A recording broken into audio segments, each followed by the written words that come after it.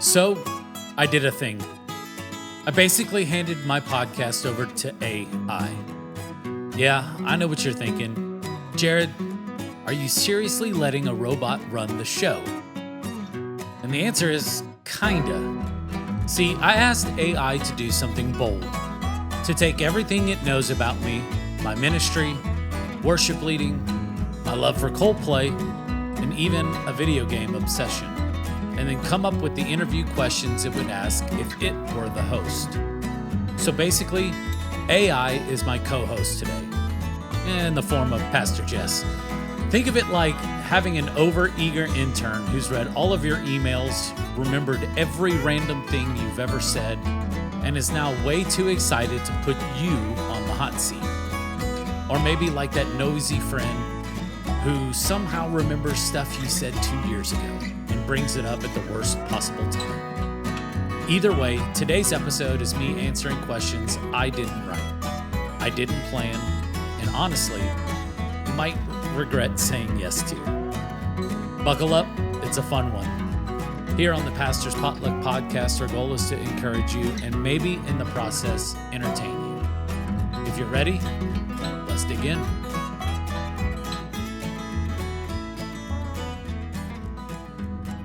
Yeah, you heard that correctly. That's what's going on today.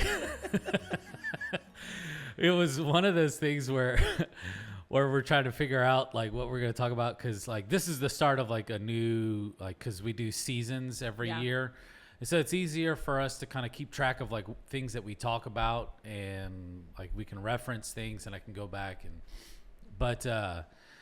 yeah. Way to kick it off, right? Yeah, way to kick it off. There Thank you for being here. Yeah, for sure. It's been a long time. I thought of a new joke. Jessica Bay. I'm going to be filling in for AI with your questions today. There we go. You could tell the kind of morning I had. I was driving in and I was like, oh, how do I?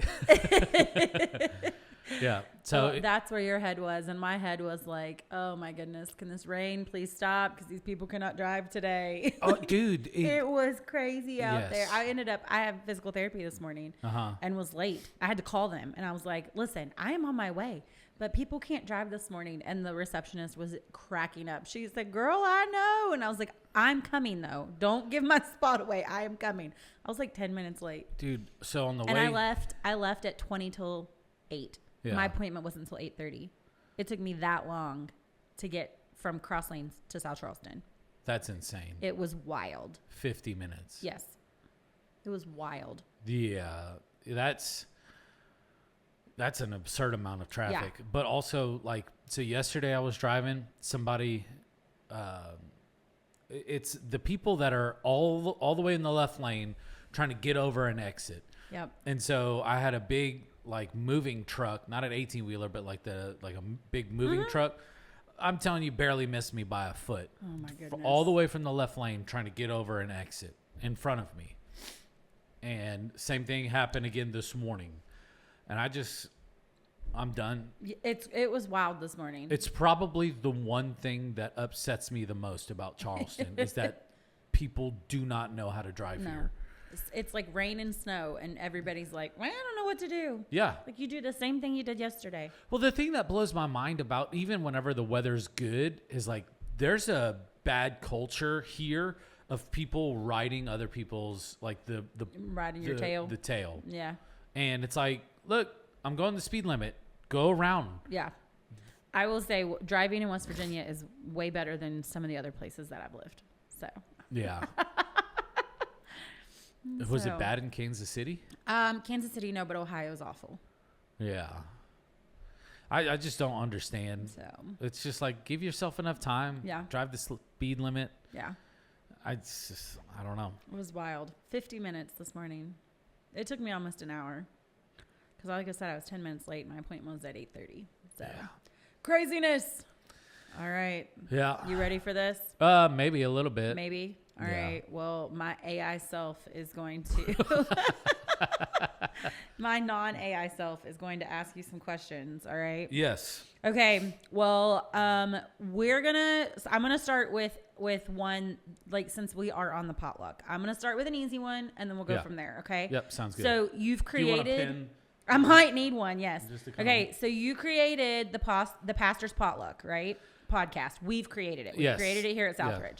Why did we use the name Potluck, and what does that name represent for you?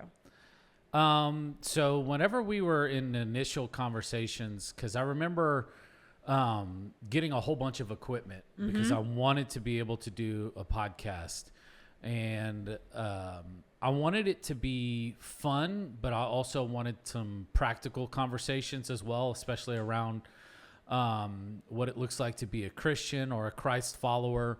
How do we apply that? And so we were talking through like all these ideas about, okay, we're just going to do random, whatever.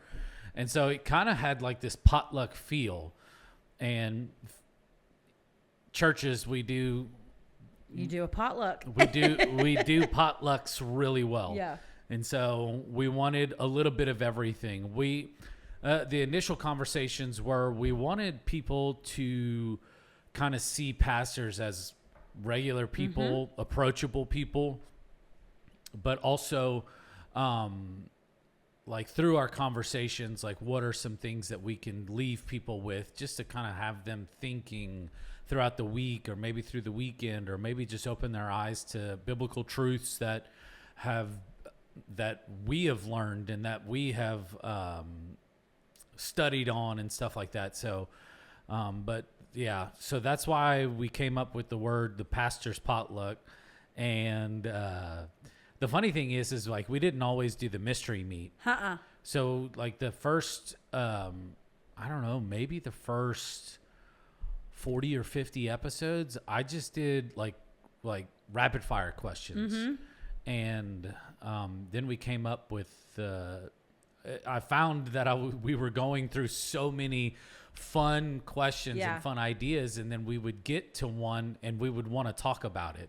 So it was like, all right, we're going to put these on a piece of paper. We're going to cut them up, put them in a jar. And you came up with the mystery meat. And then we just talk about Scott's food problems. And then every now and then Pastor Anna has Nana's Nana's casserole, yeah. So, there's room for growing at that table. Yes, yeah. So, awesome. But the potluck is something. It's super, like, I hold it very close to me because I've noticed that with my walk with the Lord has gotten like astronomically better. Yeah. Just through conversations that we've all had. And I hope that individuals that may have been sticking with us for a while, I mean, this is the start of year 5. And that is wild. Yeah. That absolutely is wild. wild. That means the potluck started like right after I started. Because I'm going into my 5th year. Yeah. So the potluck and I have been here the same amount of time. Yeah. Y'all are the same age. Wow. I knew it was quick, but I didn't realize it had been that close to when I actually started. Yeah. Because I started in August of 21. Yeah. So that was quick. Yeah. Wow. So you've been here for like 204 or 205 weeks. That's wild. So that's how many episodes we've had. Now, there's been a couple of them. Like there's been some times where we didn't have an episode a week. And then we came up with this idea because we understand that like people have like busy schedules and stuff like that, that we're going to like relive some of like the important conversations to where we don't want people to get out of the habit of listening to the podcast. Right. So maybe it's something that I'm like, Jared had this aha moment, or, just we want to relive some of the fun conversations that we've had. So kind of sticking with that, what do you hope listeners of the Pastor's Potluck walk away with after each episode? A practical next step in their faith journey. Something that is super easy to implement, maybe it's just a revelation of something that we were taught. I think Scott has done a really good job this year from preaching from the stage, but also like through our conversations here of saying, look, you don't have to get it right. As long as you are putting in the effort, then that's okay. Right. Like, because so many times, like, people jump into maybe a new spiritual truth or a spiritual behavior that we are like, that a lot of people are telling us that we need to do with prayer, reading your Bible, maybe doing something. Like, don't hold yourself to such a high standard that whenever you don't get it done, like it feels like it's the end of the world. Yeah. Just like life shattering. Yeah. It's like, oh, but I'm like messed up. I've done this. I've done that. And I mean, because I know that you've been there as well. Yeah. Like, oh yeah. I mean, I think we all have. It's one of those things to where it's like, okay, look, maybe I was like super busy or something was plaguing my thoughts or whatever, it could have been a doctor's visit or something. This morning, I just came in right before we started this. I came in this morning and I went over real quick and checked my email real quick. And I like ran to the bathroom, checked my email, and I sat down and I realized I haven't done the last 2 days of Journey Through Genesis. And I was like, oh my gosh, like I totally spaced yesterday and today. Like I just haven't done it. And so I'm like in there talking to myself. I'm like, you've got to do this today. Like, what is your problem? You have missed 2 days. Like, get it together, girl. So like it happens. Like we fail sometimes. We mess up. We don't always get it right. And it's okay. Like that's the good thing. Like we can, that's not going to discredit me from God. Like God doesn't love me any less because I didn't do my devotionals yesterday. Or my Journey Through Genesis yesterday. And so I think that sometimes though we do feel that way. Like we feel like, oh man, I've messed it all up because of this or because of that. And you just kind of feel defeated almost in those moments. Yeah. Just learning that that individuals need to give themselves some grace. Especially for myself, it has been a game changer as well because, I know that I'm going to eventually spend some time with God. Yeah. And I hope that people are kind of like on that same path as well. Yeah. It's been great. So we're going to take a little bit of a turn. That's fine. Because you kind of like sort of hit on it there a little bit because you said, like you just said, you're going to spend some time with God. So we're going to kind of backtrack and talk a little bit about your personal journey and your personal faith. Yeah. And walk with God. So when did you feel like you were first called into ministry? I was visiting my brother whenever he was out in Los Angeles, and at the church that he was with, it's the church that birthed the Dream Center that are all over the country. Yeah. And they had something they do it every year. It's called the Dream Conference, and it's either in Los Angeles or it's in Phoenix, Arizona.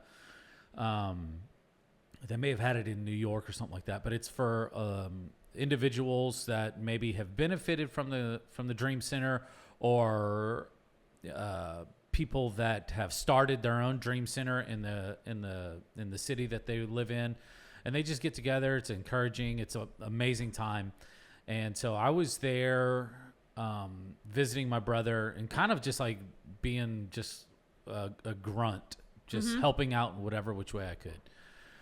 We were in the worship center at the church, and the worship team was back in the back, and my brother, his brother-in-law is the one that ran the sound for the church. And I'm sitting there just in one of the seats, just kind of like reading my Bible, praying a little bit, just trying to kill some time, and just asking God. I'm like, God, what do you like? Yeah. I'm trying to change my life here. Like, I can't keep on doing the same thing that I'm doing. I've got to get out of the service industry. I've got to do this. I've got to do that. And by this point, I was just off of drugs, but I was still like drinking and stuff like that. And I was sitting there just praying. I'm trying to piece all this together, and just a lot of internal dialogue, trying to get, I've got to change my life. I'm married at the time. Nolan was born. Luke wasn't yet. And Tyler yelled down. He said, "Hey, I need to get a level really quick on a microphone. Do you mind, speaking or singing, whatever you need to do? I just need to do it." And so as I'm having this prayer, I remember like walking up going, just still in my mind, God, what do you need me to do? And as soon as I started to sing in that microphone, I was like, okay, this is what I'm supposed to be doing.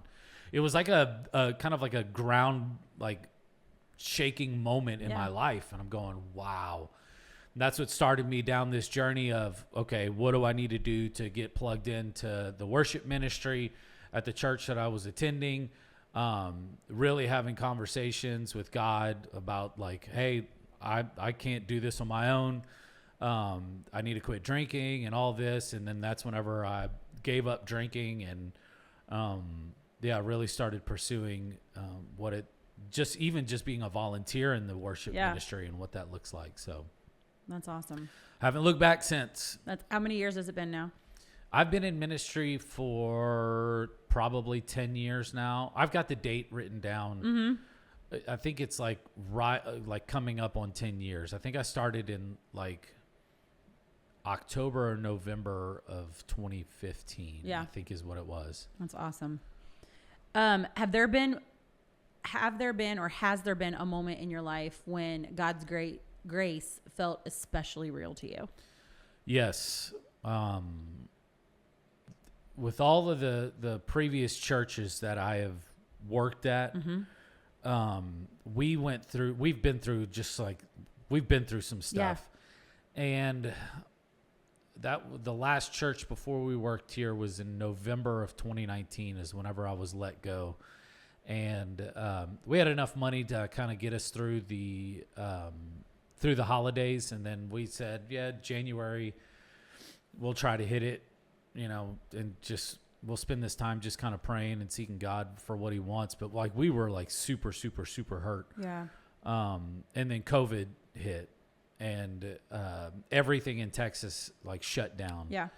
And so we just had questions. We're like, okay, I guess, I just went back to working and doing like construction stuff, just changing out like drop ceiling tiles and doing some plumbing and electrical work. And I was like, I guess this is what I'm going to do from now on. And I got in contact with a guy who ended up getting in contact, putting me and Scott in contact. And during that whole time, I just remember God, if this is something that you really want me to do, because it's not, because the track record that I've been on, like I just can't put my family through this again. Like you've got to make it clearly evident that this is what I'm supposed to be going on. And I just remember with the initial conversations that I had with Scott and with some of the elders on the board, I just remember being super nervous and super reserved, but also knowing that God had just shown his grace again in my life. Because I can't imagine if I would have just like put my foot down and just in Jared's stubbornness. Well, there was a lot of hurt. Yeah. Yeah. I mean, so that I just didn't want to go through it again. And West Virginia is a long ways away from San Antonio. And so it's easy to kind of get by with things whenever you're either in the same city or you're a couple hours away in the same state, or even just a day's drive in Alabama. Yeah. It was just one of those things to where we could see God's hand all over the conversations. And it was really funny because we had just kind of like a little I don't want to air Erica's dirty laundry on the podcast, but just something happened. And then just the way that Scott responded to it and Megan's responded to it, it was our last day here. It was actually like we had just got done with services and just something funny happened that you just wouldn't expect for someone that's like trying out. And, just to happen. And it was just funny because it was just funny. And just the way that Scott and Megan responded to it was just one of those things where they were like, okay, like these are just normal people. Yeah. That's clearly evident that they love Jesus, but like, they're just normal like everybody else. And that was just a reassuring thing for us. Yeah. It really was. And just looking back on it, we felt God's grace and love and his guidance through all of that. And I'm just so grateful that we both just had a yes in our spirit just to move here, because I mean, I couldn't imagine what my life or what we would be doing the last 5 years. Yeah. I mean, it's just insane. Yeah. It's crazy where God can bring you from. Yeah. Sometimes when you look back and you're like, man, like we've been talking to the kids about that a little bit, about how like you can look back, not with kids, I'm sorry, in our group, we've been talking about that as like, you can look back over your life and be like, God, where were you when this happened? Or where were you when that happened? It makes me think of that old, the footprints in the sand, you know, and it's like, there were 2 sets of footprints during this time, but then in this time there was only one, and God's like, I was carrying you. Like, that wasn't your footprints, that was mine. We can look back in those times and see where God was carrying us and like just directing our steps throughout all of it, even when we couldn't see it in the midst of it. Yeah, it's great. I mean, I'm sure that you could see the same thing too. I mean, you're sitting there going, well, I just started my stinking master's. Like I'm wrapping up my. No, I had just started. I was starting. And you're like, how am I going to do kids ministry and all of that? Yeah. But looking back on it, you go, I'm really glad that I said yes to this. Yeah. So I had said my master's I had already been accepted and everything. That was in March of 21. Yeah. And then in May of 21, Cheryl asked me to speak for the summer stuff. And that was when they were still doing all the recording of things. And then they were doing it. And I said, that's Scott's the pastor in the family. We're going to let him stick to the speaking because that ain't my thing. And she's like, nobody else will be here. It'll just be me, you, and Megan. That's it. Like, it'll be super simple. And I was like, no, like, I'm not doing that. And she's like, just pray about it. That was in April. Sorry. That was in April. And she's like, just pray about it. Just pray about it. I was like, okay, but I'm not doing that. Like, it's not going to happen. I don't know what you're saying. And so I prayed about it. And I spoke and we recorded for May. And then a couple weeks later, she had come up to me and she said, hey, I have a question. And I was like, what? She's like, cornering me in the worship center. Both times I laugh. I'm like, you cornered me in the worship center. Both times, Cheryl. Yeah. And she's like, have you given any thought to being the children's pastor here? And I kind of looked at her like, girl, you better get out of my head. Like, I've actually, so I told her, I was like, actually I have, but because Scott's the pastor, I just haven't said anything. And she is, no, I really think you need to say something. She was like, I've had this thought for a while now. And she was like, and I can't shake it. And I said, well, I've had it for a while now too, but I haven't said anything. Yeah. And so then just through a series of events, it was like, door opened, you know, like Scott was like, well, we have to, you know, I don't know, let me check with the elders. And instantly, like, he's like, it'll give me a few days. We were getting ready to go on vacation. Yeah. He said, give me a few days. And it was literally, he heard back by the end of the day that day from every elder. And they were like, why did we not think about this? Like, yes, absolutely. Get her in. Let's interview her. So I interviewed right before vacation, like 3 days before vacation. I got the job. I found out by the end of the week. Yeah. We went on vacation and I was still working for my other job at that time. And it was funny because my supervisor, because I was going to wait till we came back because we had already said that I would I wouldn't start until August. Yeah. And so I was waiting to tell her until I got back because I was going to be on vacation for 2 weeks. And so I was like, I'll wait until I get back to tell her because then I'll put my 2 weeks notice in. Everything will be fine. Yeah. We are literally sitting at the beach. I am doing a Zoom call with my supervisor. And she says, now, in a couple weeks, I'm going to send you to Nashville, blah, blah, blah. And I was like, hey, I need to have a conversation with you. She's like, is everything okay? And I was like, yeah, I'll call you after the meeting. So I called her and I was like, I hate to do this to you, but I just know this is what I'm supposed to be doing. And she's like, well, we're going to miss you, but I totally understand. And so it was just like a series of those events. Like God just provided over and over and over again. Yeah. And so that August 8th is when I started here. And August 20th is when I started my grad school. Yeah. And so it was just all of it. And I was like, but God's provided through all of it. So, yeah. Okay. Next question. As a worship pastor, how do you balance excellence in music while cultivating an authenticity in worship? That's a good question. ChatGPT. It's Bay. What'd you say? Bay-I. Bay-I. That's who just read that.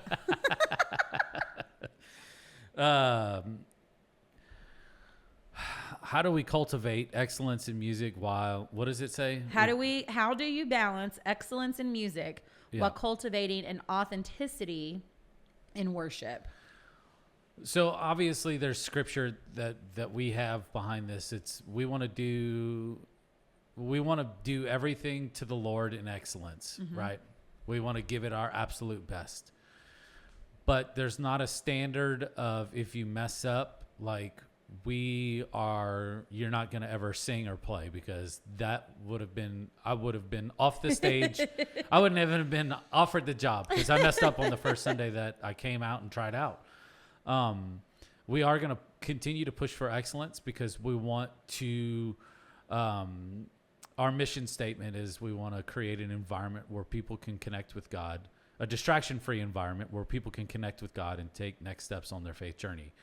And the way that we can create a distraction-free environment is doing things with excellence. Yeah. That means we should be double and triple looking over everything. We should be rehearsing parts and practicing leads and vocals and harmonies and all of that. Not just whenever we get to our worship rehearsal, but if you're committed to this, you should be wanting to do this to where we can set the stage where people can connect with God. Because if things are not done in excellence, then people go, "Oh, that was wrong." Yeah. And if it's a repeat occurrence, then they're going, "Okay, I wonder when this is going to happen for this Sunday." Yeah. And they're not focusing on God. Right. And I don't want to get in the way of people connecting with God. Right. We want to set the stage. We want our egos, our pride, and all of that to get out of the way. Yeah. And set the stage for God to move in people's lives. Yeah. That's what it's all about. I don't care if people go, "Oh, that was pretty awesome, Jared." I want people to go, "Man, I really felt God's presence. Absolutely. I really needed that reminder of whatever the lyrics in that song were." Because I needed to be reminded of who God was. Yeah. Maybe he was a healer, or whatever the theme is in that song, or whatever the case may be. And that's where the authenticity comes as well. Because we are going to laugh a little bit if somebody hits a funny note, or Dance Monkey comes on in the middle of service. Jeez.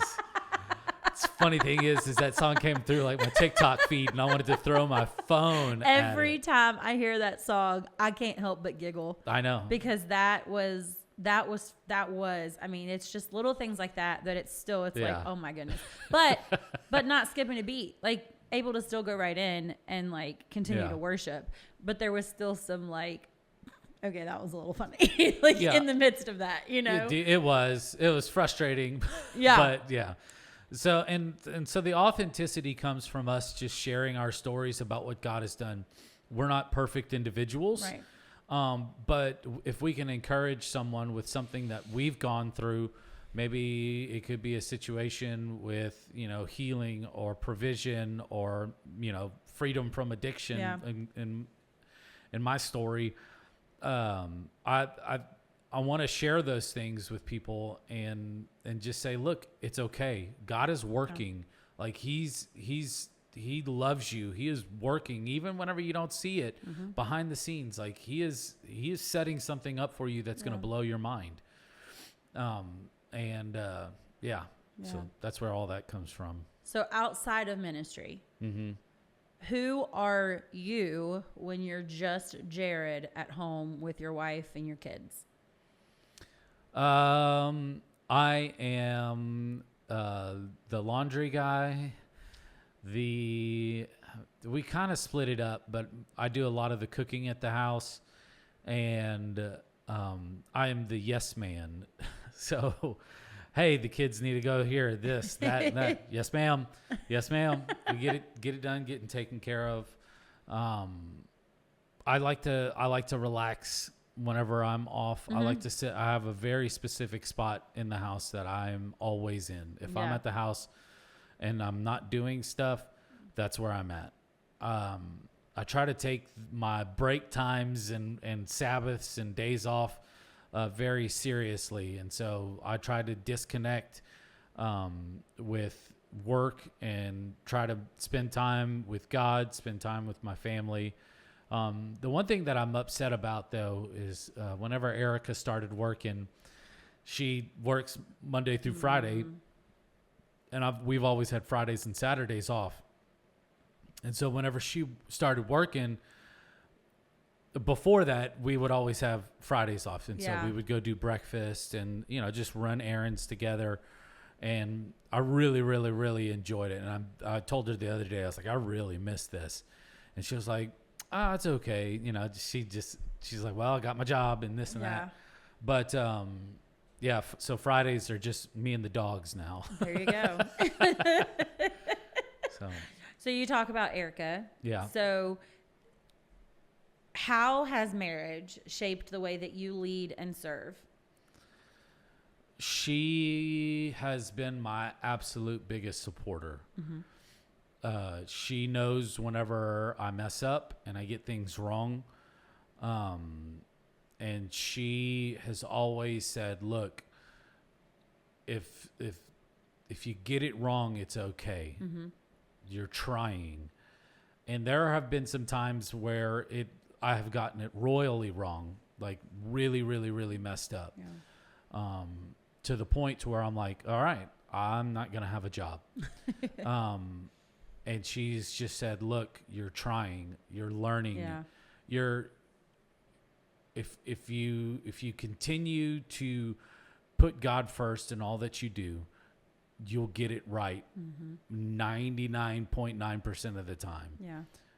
That other 0.1% is it's gonna be something else that's just Jared getting in the way, thinking that that's the way that you need to do it, instead of wholeheartedly relying on God.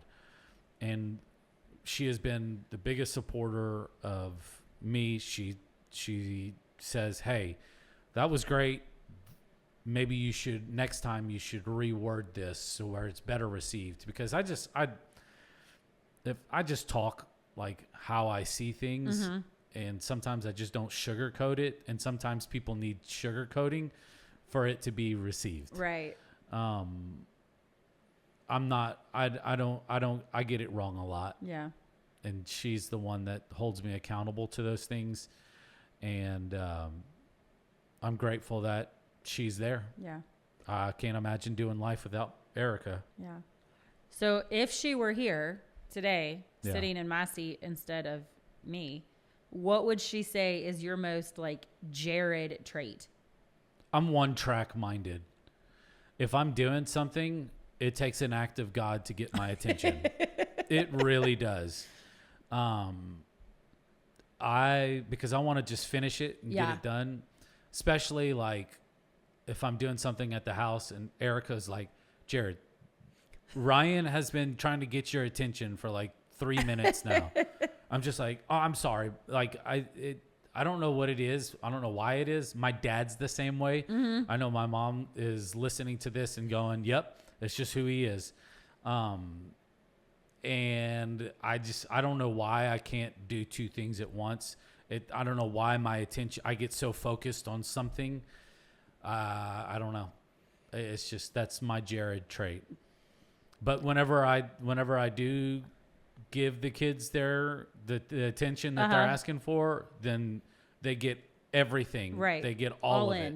All in. And it's. Yeah. I wish that I could stop doing things from what I'm doing, but I can't. Yeah. I can't. It drives me nuts. It happens. I just want to finish this. Get fixated in on those things. Yeah. Yeah. I'm really good at multitasking, so I don't always do that, but I'm also really good at multitasking. I can do 5,000 things at once. Pastor Anna and I were just talking about this a couple weeks ago. Yeah. She's like, so you're really good at multitasking? And I was like, I am, but I always have been. And so it does, those things don't bother me. So I can be working full on 4 different things all at the same time, but giving each of them the same amount of time, which makes no sense. But my brain can process all of that. But then I've worked with people who are like that. They're like, no, Don't talk to me. I've seen those memes where somebody puts the note on someone's back and it was like, don't talk to me. I'm easily distracted, or I'm trying to fix this. And I'm like, I don't know if that would fully be me, because I will just tune out. Like, Will has seen this now that he's sharing an office with me. He'll start talking and then I'm like, and I'm just like, I've seen it. I do, because I'm trying, I'm like super focused on what I'm doing, but I'm also probably have like 20 browsers opened in my head at once. So sometimes it's not a bad thing to have that focus. I'm a to-do list guy. Like I write things down and then I do it in the order. I have a question. Yeah. If you do something that's not on your to-do list, do you add it on there just to mark it off? I think it just depends. I totally do that. There's a satisfaction in, like, if it's not on your list and you write it down because you've done it, because like there's been times where like I've done something and I'm like, oh, I didn't put that on the list. I'm glad I did that. So I'll put it down, and there's just this satisfaction of just like, done. Yeah. I think it just depends on the importance of it as well. Yeah. Because like if I'm doing something, like if I'm studying because like we're working on like our Exodus Devos right now, and something that like maybe triggers like a conversation that I've had with someone, and it's like the scripture that I'm studying, because I've had this happen. Yeah. And I'll go, okay, time out. I need to send this to so-and-so. Like, hey, I was thinking of you. I was reading through the Bible. This popped up, reminded me of you and your situation. Just wanted to share it with you. Yeah. I hope that, that it's received well or whatever. Right. I'm not going to sit there and go, oh, I texted so-and-so just so I can mark off. Not that. But like if there's something specific to the task at hand that I didn't put on my to-do list, I have to put it on the list just so I can mark it off. Yeah. The reason why I would do something like that is because if I have to do it again, then I'm reminded of the things that I need to get done for that specific task. Yeah, I can see that. All right, let's do a couple fun questions. All right. And then we can wrap this thing up. How about that? All right. You are a huge Coldplay fan. Huge. You just got to go to the concert, a month ago? A month or so ago? Yeah. Oh, gosh. Back in July. It was back in July because it was right before VBS. I remember that now. What is it about their music that resonates so deeply with you? Oh, that's so good. So they first came out with their first album whenever I was in high school. First album is called Parachutes. It was 2001. And I just remember listening to their first single that came out. It was called Yellow. And I was like, man, who is this band? Because they were kind of like, it's got a little bit of like that grunge feel to it, that song. It wasn't like defiant in their lyrics or anything like that, but it still had some of that 2099 kind of feel to their music. And so I was like, oh man, this is great. And so I went and bought their album, and I wore that thing out. That CD, I think I went and bought another one maybe like right before their second album came out, like a year and a half, 2 years later, because I was just, I listened to it constantly. I thought it was great. I don't know. I connected with the lyrics. So before July, had you seen them in concert before? Never. So that was your first time seeing them in concert. Yeah. That's awesome. Yeah, it was the culmination of literally 20 some years. Yeah, 25 years of listening to Coldplay. And you got to experience it with Nolan. Yeah, my oldest. That's so cool. Yeah. I told him on the drive up there, I said, I'm really excited that you and I are going to this. I said, but I'm going to be honest. I wish Mama was sitting in that chair. Who's like, no, stop.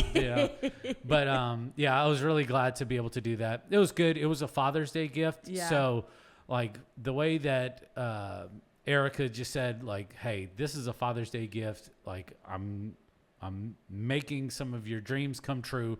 But I want you to be able to do this with your oldest son. Yeah. It was a great time. We had an absolute blast. He's not a singer by any means. Yeah. And so like I laughed a lot because he knew a lot of the songs because I've seen some of the videos. Yeah. And so he's just singing, but like he has zero care in the world, and we're just having the best time. It was an awesome, awesome experience. I like that. I wish that they would just get saved because of the way that they approach just humanity as whole. because they have a lot of kingdom themes in what they do. They're like, look, everybody's welcome. Everybody's going to feel the love. Everybody's going to, we're all going to get along, and we're just going to just right now focus on one thing, and that's just singing music. Yeah. They sing Viva La Vida, right? Yeah. Is that okay? So the reason I say that, so this was years ago. Yeah. My mom has the worst, she hears a song one time, and she will pick up some random part of a song, okay? Some random part of a song. Yeah. And she was watching American Idol. Of all things, she's watching American Idol. And someone was singing Viva La Vida. Yeah. I lived in Kansas City at the time. She calls me and she's like, it's that song. It's that song. Do you hear it? And I'm like, Mom, I don't know what you're talking about. And so the person had already finished singing. Yeah. And she's like, it's something about a missionary in a foreign field. Do you know this song? And I'm like, I don't know what you're talking about. This went on for months. Months and months and months and months. And she would call anytime she heard it, but the only part of the song she could give me was missionaries in a foreign field. Yeah. So, of course, at that point, you're not, always going to Google for everything, because this was, still almost 15, 20 years ago. And she's, still, I don't know what this is. And I'm like, Mom, I don't know. So, finally, I'm like, this song has got to exist somewhere. Yeah. I had no idea what she couldn't think of how it went. All she would do is missionaries in a foreign field. And so one time she finally gets the inflection in there, and I was like, I know this song. It took us almost a year, Jared, to figure out what that daggone song was. So now every time we hear it, I'm like, Mom, there's your song. She's like, oh, stop it. Dude, she downloaded it too. Yeah. She's like, I gotta have that song. And the only reason she liked it was for the one part in the song where it talks about missionaries in a foreign field. And I'm like, that's the one part of the whole song that you took out of that. Yeah. Whenever you listen to all of the lyrics, and you going, yeah, this has nothing to do with what I'm thinking about. That's why I'm like, was this a Christian song, Mom? She's like, I don't know, but they're talking about missionaries in a foreign field, and I just thought really liked it. And I'm like, this is a hot mess. Yeah. Every time she'd be in the store and she'd hear it, and she'd be like, can you hear this? And I'm like, no, I can't.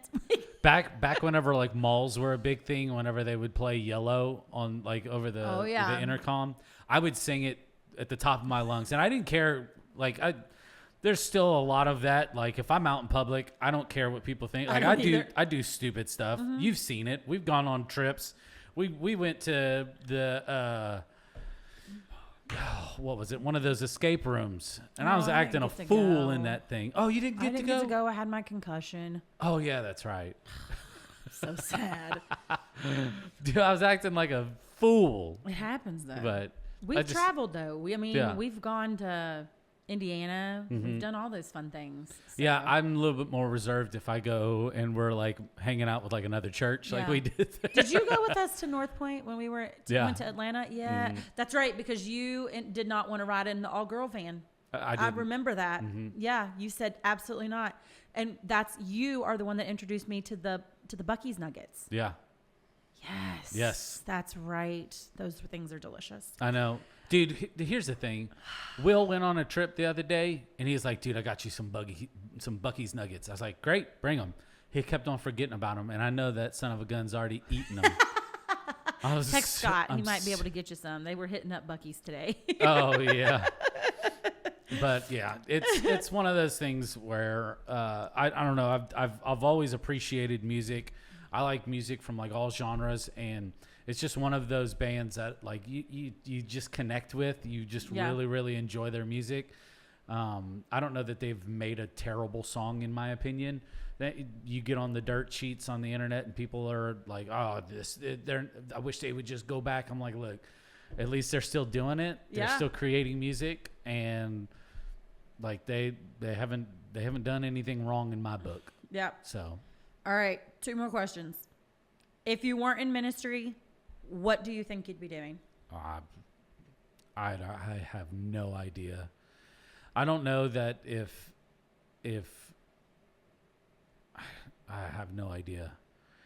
If I look back on it, if I didn't get called in the ministry and start down this path, I would probably have tried to take my faith seriously, but not given up on drinking. And so I would have lost my marriage. I'd have lost the relationship with my son.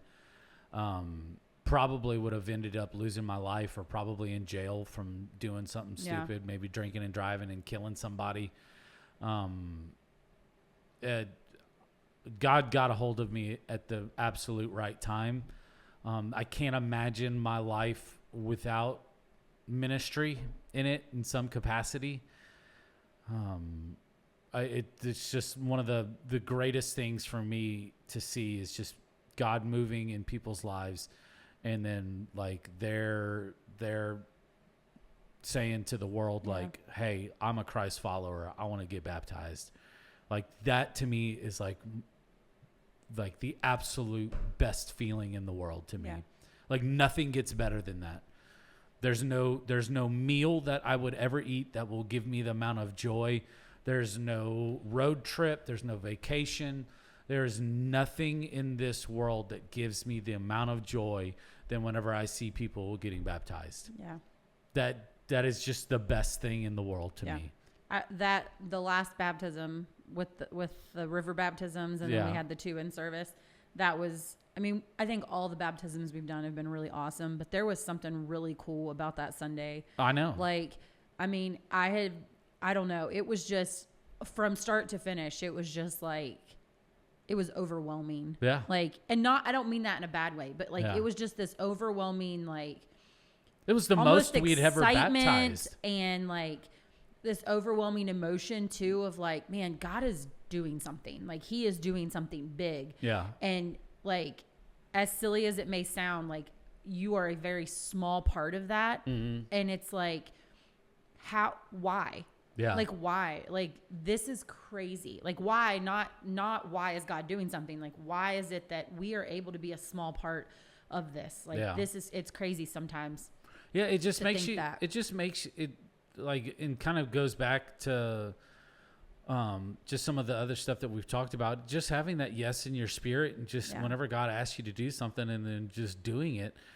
Like there's a lot of times and moments where you hear pastors say, you know, you'll never know on this side of eternity the impact that you have for the kingdom of God. Mm-hmm. And it's almost true. Like it was almost true that Sunday, because there was individuals that I've never even had the opportunity to shake their hands or just introduce myself and get to know them. But God is moving, and they've been coming to the church for a little bit. You know, it's hard to keep track of 500 plus people. Right. So, and we're trying our best. Yeah. Yeah. But just seeing someone that you're like, man, I've never seen that person. Like, how long have they been coming here? And you're like, dude, they've been like coming here for like 6 months. It's amazing. Let me tell you like some of their story. And you're like, what in the world? So the little boy that I baptized in first service, like he and I had already talked. Like we had talked earlier, like on the phone. Yeah. Just because I always talk to the kids before they get baptized. And so like he and I had already talked. We'd had our conversations. I knew he was ready. And so I was talking to him while he was sitting in the baptismal on that Sunday morning. And I said, so, I have a question for you. And he was like, yeah. I said, tell me again, like, why are you wanting to get baptized? And he was like, you know, he's like, God gave his life for me. And so I'm about to give my life for him. Yeah. What in the world? What kind of 5th grade answer is that? Like, I was shocked. Like, I stood up there and I was like, dude, you're about to make me cry. Like, and like, so I'm just sitting there talking with him, and he's like telling me all these things. And I was like, it was in that moment. Like, he's just sitting there, he's looking at me, he's talking to me. And I was like, even when I was talking to him on the phone and I asked him, I was like, you know, hey, like, what was it like when you asked Jesus into your life? And so he's telling me that. And like, it's things like that. Like, I don't think you fully realize, like, wow, like just what God is doing. Like I talked to someone yesterday. I was doing a one-on-one with a new volunteer, and I asked her, I was like, who is someone in your life that's impacted your life over the years? And she mentioned a current person, and she said, but I would also say this other lady who was my children's person when I was growing up. And I said, so many people like want to be part of kids ministry because they remember those people that impacted their life like years and years and years and years and years before. Yeah. And she was like, I've never told her how much of an impact she had on my life. She said, I think the next time I see her, I'm going to tell her. Yeah. And I said, well, it's just those little things like that. Like you don't realize like that someone is making a difference in those moments sometimes. Like you just don't. And then you can look back and be like, wow, they were the person that really kind of influenced me or pushed me in that path or whatever. And, here you are 20 years later now getting ready to serve with kids or serve in youth ministry or serve in worship ministry. Yeah. Or, whatever. All right. Last thing. What do you hope that your worship team, church, or podcast audience say about you years from now? It kind of follows up with that little question there. That I hope that whenever, I don't know, say if like I were to die, I guess that would be a good question. Like, what do you want people to say at your funeral? I want them to go, he loved God, he loved his wife, and he enjoyed like leading worship. Mm-hmm. Like that would be amazing. Obviously there would be probably a whole lot of, man, do you remember that one time that Jared did that? Like, remember that time that Jared? Yeah. Do you remember that time? I mean, I hope that people just go, I don't know, maybe they just realize like the joy of the Lord is like really like a legit thing. I enjoy life. I try to enjoy it to the fullest. But I hope that people go, he loved God, he loved his wife, he loved his kids, and he loved what God asked him to do. Yeah. I don't know. I can't imagine doing anything else than loving God, loving my wife, loving my kids, and then having the fantastic opportunity to lead worship here on Sundays here at Southridge Church. Yeah. It's the greatest thing ever. Some days I don't understand it. I don't get it, but I'm thankful for it. Same. Yeah. I don't always understand it either. Yeah. But God's placed us here for a reason. I know. I sometimes question. I'm like, God, are you sure this is where I'm supposed to be? But yeah. He keeps saying yes. So I don't know. Yeah. I'll just trust him. Yeah.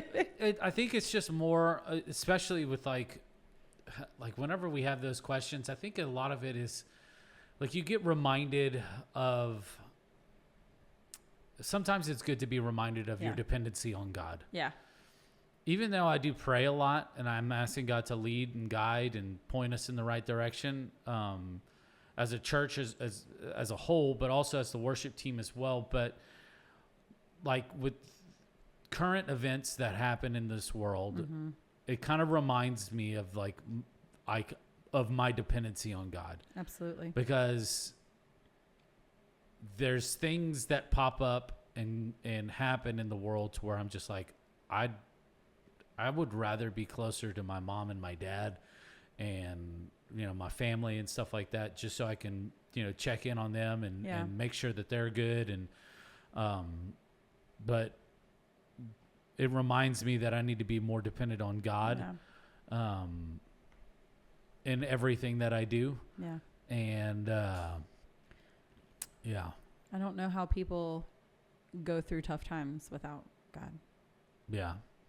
Because I think back on just on life in general, like the hard times, it's like, how did you get through that? How did you get through this? How did you get through that? How did you manage it? And it's like, it wasn't me. Like that was all God and the people that he placed in and around my life that I can look back and be like, he was here, here, here, here, here, and here.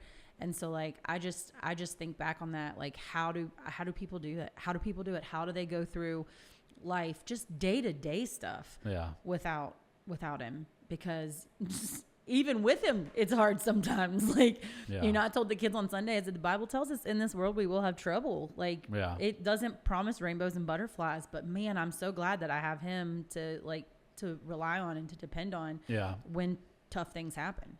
Yeah. And that could be like the practical thing that we leave people with, because today was just like a mystery meat. Yeah. So we don't have to pull out the jar or anything like that. But if there's one thing that you can leave that I would like for people to hear and maybe take away from this fun episode that we had, look, our reliance on God is not something that just happens whenever things go wrong. Yeah.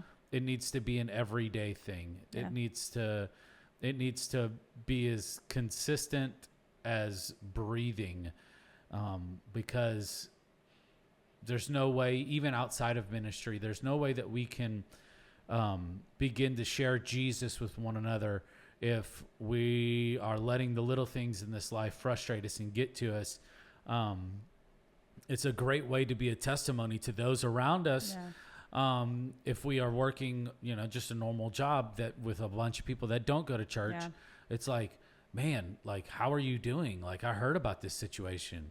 It's a great way to share with people the peace that God is giving you. Absolutely. Maybe in that circumstance. It's a great way to share with people the provision, maybe something, like your car broke and you didn't have the money to fix it. But then, maybe God put somebody in your life that had the knowledge and the wherewithal to be able to fix it. And, just whatever the case may be, like that's how we share this movement, this Christ following with other people.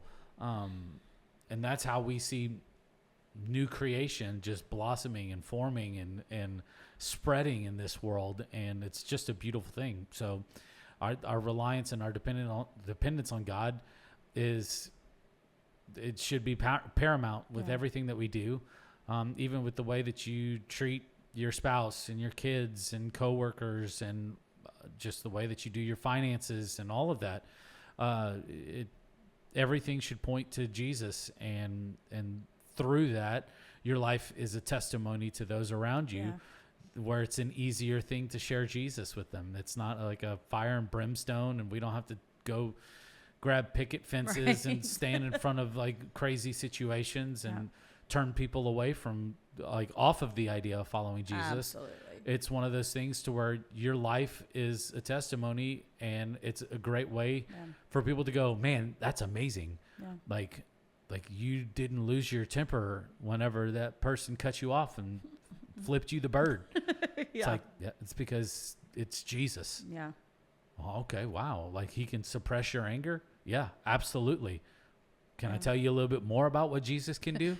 I'm laughing because last night we were talking to the kids. Oh, I was about to say, did you flip somebody off? We were talking to the kids about obeying God, even when it's hard, because we're talking about Moses on Wednesday nights. Yeah. And so I was asking them questions, and I said, all right, who in here thinks it's really easy to obey? And we had three areas of the room. Like one was no, one was maybe, and one was yes.